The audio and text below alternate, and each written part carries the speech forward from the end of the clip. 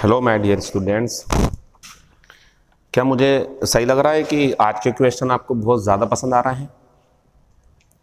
क्योंकि ये क्वेश्चन ऐसे हैं कि ये अगर एग्ज़ाम पेपर में पूछ लिए जाएं तो कोई अचंभे की बात नहीं है। ऐसे ही क्वेश्चंस अक्सर एग्ज़ाम पेपर में आते हैं और आपको ये समझना है कि किसमें कहाँ एरर है।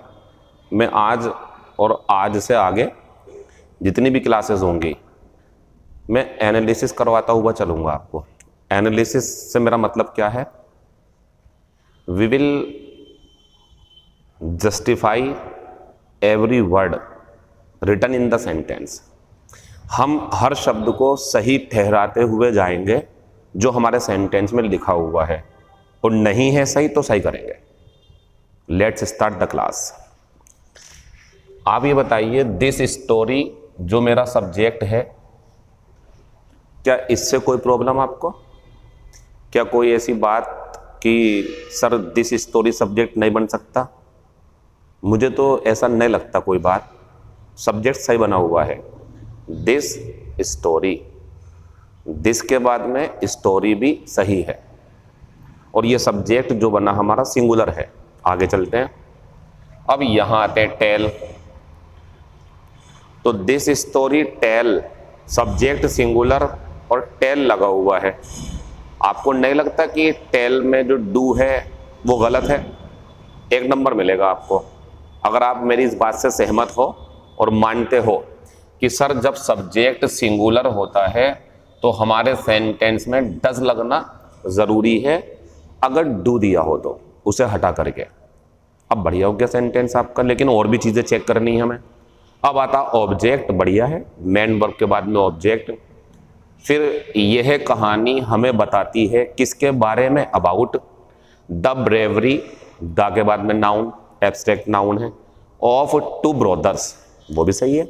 मीनिंग सेंटेंस का पूरा ये रहा, कोई कहानी है उसके बारे में बात है कि यह कहानी हमें दो भाइयों की बहादुरी के बारे में बताती हैं। कभी क्लास इसलिए पढ़ाई जाती है कि बेसिक कॉन्सेप्ट क्लियर हो जाएं। कभी क्लास इसलिए पढ़ाई जाती है कि पढ़ने के बाद तुरंत जब एग्जाम पेपर में जाओ तो आपको नंबर मिल सके। ये क्वेश्चन वही वाले हैं, इन्हें आप ध्यान से समझे कि क्या पढ़ा रहा टीचर आपकी।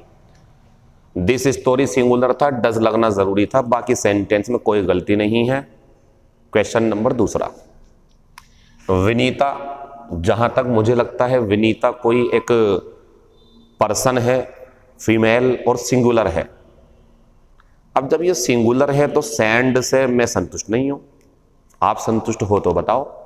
सैंड में तो डू है ना, सेकंड फॉर्म चेंज होती है इसकी, आपको डज करना पड़ेगा क्योंकि विनीता भी कैसा है हमारा? सिंगुलर, और आपको 1 नंबर यहां मिल जाएगा। तो विनीता सैंड्स हर कार, हर क्यों आया? क्योंकि लड़की है, अपनी कार। फॉर रिपेयर, यहां रिपेयर नाउन है। अगर आप रिपेयर को यहां वर्ब समझोगे तो रिपेयरिंग करना पड़ेगा, कोई जरूरत नहीं है, रिपेयर नाउन की तरह काम कर जाएगा। फॉर रिपेयर एवरी मंथ, ये भी सही है। तो मीनिंग ये है विनीता अपनी कार हर महीने मरम्मत के लिए भेजती है विनीता, तो डज आएगा उसके लिए। Question number 3। विराट कोहली, मुझे लग रहा है ये भी सिंगुलर व्यक्ति है। विराट कोहली तो एक सिंगुलर पर्सन है, कहीं 2 तो नहीं मान रहा है? विराट कोहली 2 व्यक्ति, उम्मीद है इतने तो आप बचकानी चाइल्डिश जो है थिंकिंग बिहेवियर नहीं करोगे क्लास में। ये एक ही व्यक्ति है Virat Kohli. Score, subject verb, ये वर्ब है रन बनाने के लिए स्कोर आता है। एक बात और बता दूं, अगर यहां पे मैक होता तो मैक आ ही नहीं सकता, यहां तक कि मैक्स होता तो भी नहीं आता, क्योंकि गोल करता है ना कोई व्यक्ति, गोल मैच में, हॉकी में या फुटबॉल में, या रन बनाता तो स्कोर वर्ब आती है, इसके लिए मैक नहीं आती है।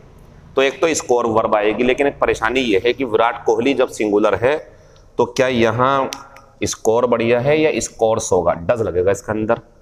विराट कोहली 20 से 50 रन स्कोर करता है इंग्लैंड के खिलाफ हर मैच में। ये हमारा एक अपना खुद का एक एजम्पशन है, ऐसा मैं आंकड़ों को नहीं बोल रहा, मैंने सेंटेंस बनाया है बस इसलिए बोल रहा मैंने, ठीक। तो विराट कोहली 20 से 50 रन बनाता है इंग्लैंड के खिलाफ हर मैच में। अगेंस्ट बढ़िया लगा हुआ है, जिसके खिलाफ खेलते हैं अगेंस्ट आता है। और यहाँ इंग्लैंड लिखा हुआ है, कोई बात नहीं। इन एवरी मैच, ये भी सही है, प्रत्येक मैच में। एक चीज और, 20 to 50 रन का मतलब यह है 20 से 25 रन, 21, 22, 23, 39, 49, इस टाइप से। Question number 4, the number 17, sorry मुझसे गलती यहाँ ये हो गई, मुझे सेंटेंस सही करना पड़ेगा। द नंबर 17 बस मिस हो गया था, सॉरी उसके लिए। अब देखो, द नंबर 17 बस मतलब यह है 17 नंबर की बस। अब आप बताओ, डू नॉट, ये जो डू है हमारा, बस कितनी है यहाँ पे? एक। 17 नंबर की बस एक है, कभी 17 बसें समझो आप, 17 बसें होती तो ये बसेज होता। फिर बच्चों ये क्या होता? बसेज। लेकिन ये तो बस है क्योंकि 17 नंबर है बस का, तो 17 नंबर की बस। डू नॉट गलत बात है, यहां होगा डज नॉट क्योंकि सब्जेक्ट सिंगुलर है। This is very important class, you can share this class with your friends if you are well wisher to all of them. अगर आप उनके शुभ चिंतक हैं तो आप शेयर कर सकते हैं, बाकी आप एंजॉय करें।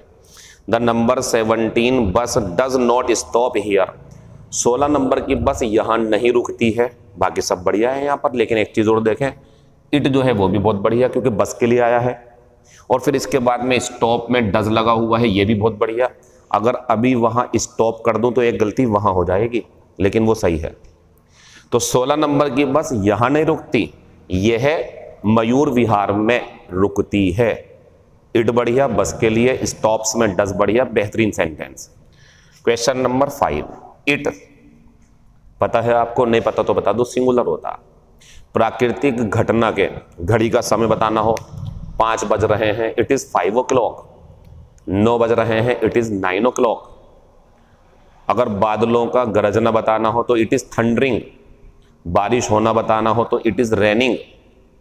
It is Sunday today, it is Wednesday today.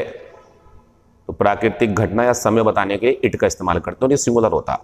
तो इट और रैन यहां पे वर्ब है, तो बच्चों रैन्स होना चाहिए ना इट के लिए। तो इट रैन्स अ लॉट, बहुत ज्यादा बारिश होती है।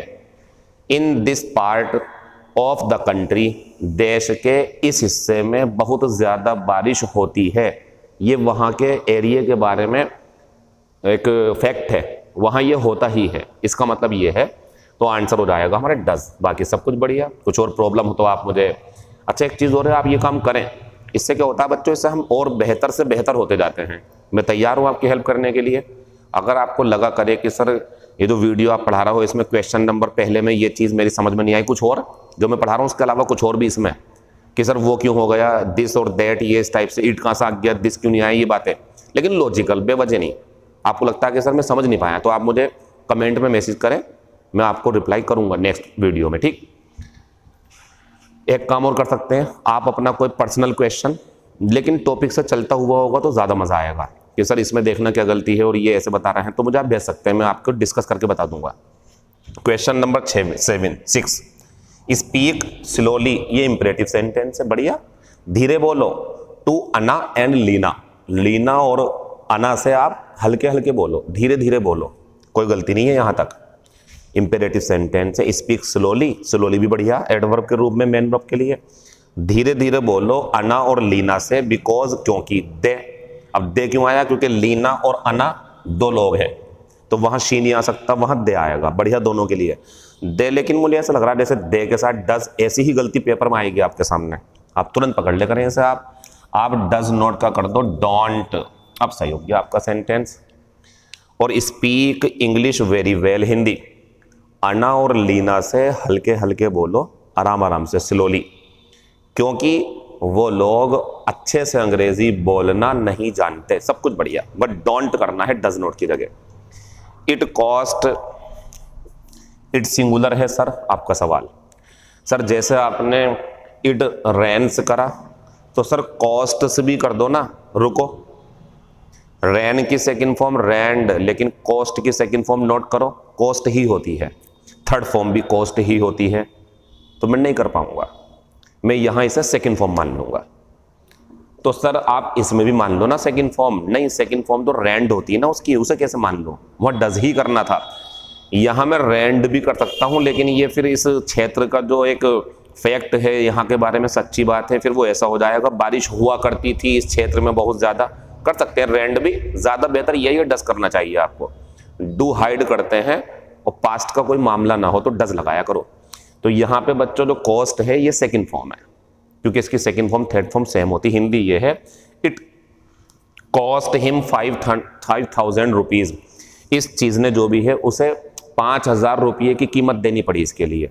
एक चीज और, 5 बढ़िया है, 1000 बढ़िया, रुपीज बढ़िया। 1000 में एस नहीं आ सकता क्योंकि ये नाउन है तो ये एडजेक्टिव के रूप में काम करता है, तो एस नहीं आएगा इसके अंदर। पूरा सेंटेंस हमारा बढ़िया हो गया। फिर बता दूं, कॉस्ट की तीनों फॉर्म सेम होती हैं, जैसे कट की, पुट की, हिट की होती हैं, तो आप समझ जाइए उनमें डज ना लगा करके उनमें सेकंड फॉर्म मानना बेहतर होता है। ऐसा देख ले करो आप चेक करके, ये नो एरर सेंटेंस है। आज का क्वेश्चन जो मैं आपके लिए ड्रॉप करूंगा उसे देख लें आप। मुझे लगता है ये क्लास आपके लिए बहुत बढ़िया रहेगी और ऐसे ही क्लासेस बढ़ती जाएंगी आपकी। मैंने बताया नहीं था, वी डोंट केयर, हमें परवाह नहीं है 2 देखें, 100 देखें या 2000 देखें या 2 लाख देखें। हमें मतलब किस बात से है, जो देख रहा है क्या वो इस चीज का लाभ उठा पाएगा, उसे कुछ फायदा मिलेगा, बस ये बातें हैं आज का क्वेश्चन। और मैं चीजें और बेहतर करता जाऊंगा। आज का क्वेश्चन मेरा ये है, शी और हिट मी और फुल स्टॉप, अंडरलाइन कर लिया हमने हिट को। ऑप्शन पहला इनकरेक्ट सेंटेंस। अगर आपको लग रहा सर सेंटेंस इनकरेक्ट है, कुछ और होना चाहिए था यहां पर, तो आप ये ऑप्शन लिख के भेज दें मुझे आंसर में, सर इनकरेक्ट है। या फिर दूसरा, इसे आप अगर कहना चाहते हैं इसमें, या इतना लिख दें डू, इतना मैं समझ जाऊंगा आप कह रहे हो इसमें डू है, अगर आपको लगता हो तो। या आप अगर ये कहना चाहते हैं कि सर इसमें डिड है, तो आप डिड लिख के भेज दें। अगर आप ये कहना चाहते हैं कि सर इसमें डज है, तो आप डज लिख के भेज दें। मेरी बात ध्यान से सुने, मैं आपसे यह नहीं कह रहा हूं कि इसमें डू लगाना है, डज लगाना है, डिड लगाना है, मैं ये नहीं कह रहा। मैं ये कह रहा हूं ये सेंटेंस सही है या गलत है। अगर आपको लगता है गलत है तो इनकरेक्ट लिख दो, और अगर ये सही है तो फिर मुझे बताओ इसके अंदर है क्या, इसमें डू है, डिड है या डज है। अब वो आपकी जिम्मेदारी है कैसे करोगे आप। इतना मैं बता दूं आपको कि इसमें आंसर लगाना नहीं है आपको कि डू लगाओ, इसमें डज लगाओ, इसमें डिड लगाओ, ये नहीं कह रहा मैं कह रहा हूं इसमें कुछ छिपा हुआ है क्या, आपको लग रहा है, या सेंटेंस इनकरेक्ट है। आप बताएंगे इस बारे में। Thank you, all the best, see you tomorrow.